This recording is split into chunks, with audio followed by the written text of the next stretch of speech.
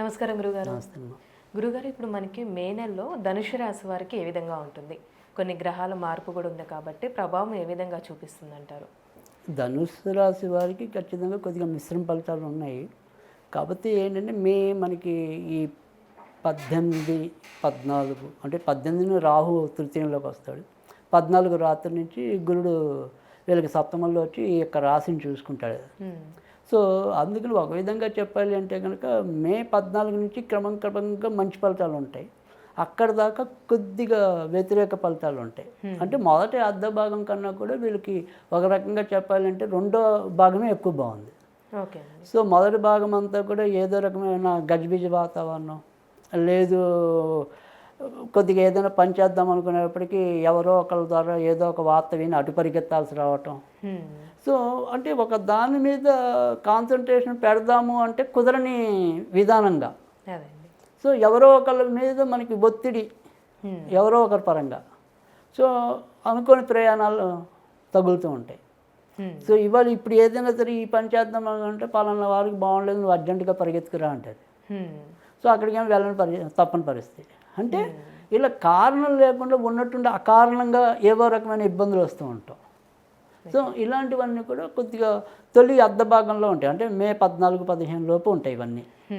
అక్కడి నుంచి క్రమంగా కొద్దిగా మంచి అవకాశాలు రావటం, తర్వాత వీళ్ళ యొక్క ప్రతిభా పాఠవాలు మరింత విస్తరించబడటం, ఆ రకంగా మంచి అనేది ఉంటుంది.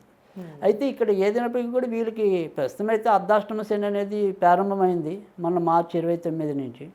కనుక ఈ అర్ధాష్టమ శని ప్రభావం వల్ల ఏంటంటే ఇలా ప్రతి దాంట్లో కూడా ముందైతే ఒక రకమైన ఒత్తిడి, ఆందోళన ఇవి ఉంటాయి. కానీ బట్ ఫైనల్గా గురుడు తర్వాత మంచి ప్లేస్కి వస్తాడు కాబట్టి లాస్ట్కి మాత్రం అమ్మయ్య అనే అనుకుంటారు. సో ముందైతే కొంతవరకు ఆ రకమైన ఒత్తిడి అనేది ఇది ముందు చేయాలా, అది ముందు చేయాలా, ఎందుకంటే ఆయన వెళ్ళకపోతే అక్కడ ఏమనుకుంటారో అనుకుంటాం. అలాగని ఇక్కడేమో ఆ పని చేయకపోతే వీళ్ళు ఏమనుకుంటారో, ఇలా రెండు రకాల సందిగ్ధ అవస్థలు అనేది ఎక్కువ ఉంటాయి. అలాగే ఇదే నెలలో ఒక్కోసారి స్థాన మార్పులకు కూడా అవకాశాలు ఎక్కువ ఉన్నాయి. అంటే అప్పటిదాకా వీళ్ళు ఏదైనా సరే ఒక ఇంట్లో ఉంటే ఇంకో ఇల్లు కొనుక్కుని అక్కడికి వెళ్ళటం, లేదు ఈ ఏరియా వదిలేసి ఇంకో ఏరియాకి వెళ్ళటం, తర్వాత మనం ఏదైనా విదేశాలకు వెళ్ళాలనుకుంటే సాధ్యం అవటం, ఇలాంటివన్నీ కూడా ఉంటాయి. కాబట్టి ఈ మార్పులు అనేవి ఒకటి, విదేశాలకి వెళ్ళటం అనేది ఒకటి, ఇవన్నీ కూడా మొదటి ఉండే 15 రోజుల్లోనే ఎక్కువ ఉంటాయి ఈ అనుకోని మార్పులు ఏమైనా ఉంటే. కానీ మే 15 తర్వాత పెద్దగా మార్పులు ఉండవు. మార్పులు ఉండకపోగా ఇంకా మంచి పెరుగుతుంది. సో అందుకని వీళ్ళు ఏదైనా సరే ఈ నెలలో కొద్దిగా మంచి అనేది ఎక్కువగా ఆశిస్తున్నట్టయితే కనుక మొదటి 15 రోజులు పెద్దగా ఆలోచించద్దు, ఉన్నంతలో చేసుకుంటూ వెళ్ళిపోండి. తర్వాత నుంచి మాత్రం మీకంటూ ఏదైతే ఒక కోరిక ఉందో, మీకంటూ ఒక లక్ష్యం ఉందో, ఆ లక్ష్యం కోసం పనిచేయండి. ఖచ్చితంగా మనకి మే 15 తర్వాత నుంచి విజయం అయ్యే అవకాశాలు చాలా ఎక్కువ ఉన్నాయి. అయితే గురుగారు, విదేశీ ప్రయత్నాలు చేస్తున్న వాళ్ళకి ధనుస్సు రాశి ఏ విధంగా ఉంటుందంటారు? అది మనం విదేశాలకు వెళ్ళాలనుకునే వాళ్ళకి ఎప్పుడైనా మొదలు మే 18 గురుడు అదేమంటాం రాహు. సో మే 18 మధ్యాహ్నం రాహు మారిపోతాడు. సో మే 18 లోపే విదేశీ ప్రయాణాలకి ఎక్కువ అనుకూలం. అంతేకాకుండా మే 18 లోపు ఏదైనా సరే ఇల్లులు మారాలన్నా, ప్రదేశాలు మారాలన్నా, అంటే మనకి ఈ పలానా ఊరు కలిసి రావట్లేదు, మనం ఇంకేదైనా ఊరు వెళ్ళిపోదామా, అలా ఏదైనా సరే ఇంకా అలా మార్పులు కోరుకునేవాళ్ళు. మన ఎంతసేపు ఉన్న ఈ ఏరియాలో అచ్చుబాటు కాలేదనుకునే వాళ్ళు ఉంటారు కొంతమంది.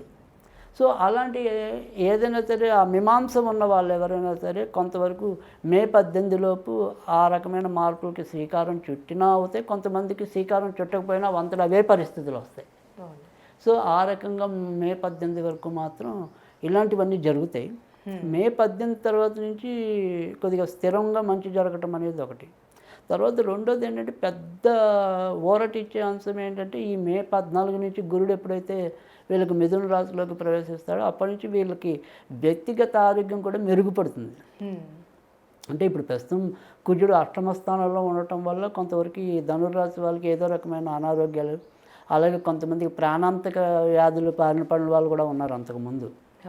సో అవన్నిటి నుంచి కొంత ఉపశమనం లభించటం అనేది కూడా ఉంటుంది. కనుక ఆరోగ్యపరంగా కూడా ఈ నెల నుంచి నెమ్మదిగా గ్రాడ్యువల్గా మంచులోకి వెళ్ళటం అనేది కూడా ఎక్కువే ఉంటుంది.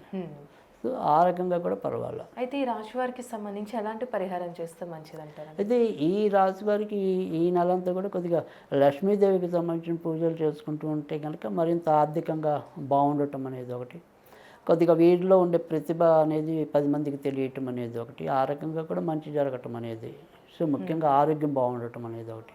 కనుక లక్ష్మీదేవికి ఏం చేయాలంటే కనుక కొద్దిగా శుక్రవారాల పూట అన్నపర్వణం నివేదన చేయించడం ఇంట్లో. అంటే వీళ్ళకి ఇప్పుడు ఆడవాళ్ళు అయితే వాళ్ళందరూ వాళ్ళు చేస్తారు, మగవాళ్ళు అనుకోండి రాశి మన ఈ యొక్క ధనురాశి వాళ్ళకి తెలియదు అనుకోండి, వాళ్ళ అమ్మగారు వాళ్ళ భార్య అలా ఆడవాళ్ళ చేత చేయించి వీళ్ళకి వేసుకోవడం వస్తే మరీ మంచిది. ఒకవేళ రాకపోతే వీళ్ళే లక్ష్మీదేవి పట్టణం దగ్గర ఇలా పెట్టి నివేదన చేస్తే అయిపోయాయి.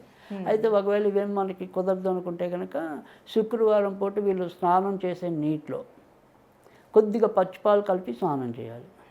సో అలా ఈ మే నెలలో ఎన్ని శుక్రవారాలు వస్తే అన్ని శుక్రవారాలు కొద్దిగా గుర్తు పెట్టుకుని వాళ్ళు స్నానం చేసే నీటిలో 1 చెంచానో 2 చెంచాలు పచ్చిపాలు కలిపి, కాయన పాలు అలాంటివి కలిపి స్నానం చేసినా కూడా ఇంచుమించు మనకు అదే మంచి ఫలితం రావటం అనేది ఉంటుంది.